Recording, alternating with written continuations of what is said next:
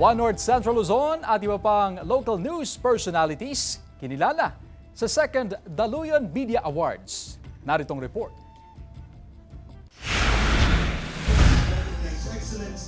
Muling kinilala sa second Daluyan Media Awards ng Universidad de Dagupan, Alliance of Communication Students, ang husay at dedikasyon ng mga mamamahayag mula sa GMA Regional TV, One North Central Luzon. GMA Regional TV, One North Central Luzon. Congratulations, GMA Regional TV, One North Central. Muli na namang itinanghal bilang Best TV News Program ang GMA Regional TV One North Central Luzon.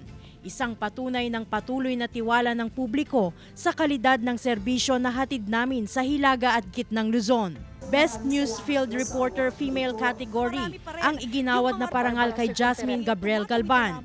Kinilala naman si CJ Turida bilang Best News Field Reporter Male Category, habang si Chris Zuniga ay pinarangalan bilang Best News Anchor upang pagkilala sa kanilang hindi matatawarang serbisyo sa paghahatid ng mga mahahalagang lokal na balita. Maraming salamat sa Second Daluyan Media Awards by the UDD-nians. And really this is a manifestation na tama yung direksyon ng GMA Regional TV. Of course, to promote local news. Yun naman ang target natin, magkaroon ng boses, magkaroon ng lakas yung ating viewers dito sa North and Central Luzon. So maraming salamat po. This will be an inspiration for us.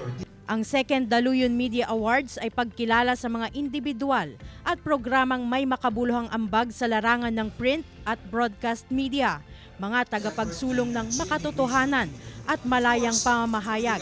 This is our way of thanking the media personnels na nagbibigay ng mga impormasyon, tamang impormasyon para sa mga tao. At aside from information that they are giving, they actually serves as one of our watchdog, kumbaga. They entertained us, they inform us of what we need to know about the world. Ang mga parangal na ito ay iniaalay namin sa inyo at makaaasa kayong lalo pa naming paiigtingin ang aming panata para sa mas malaking misyon at mas malawak na paglilingkod sa bayan.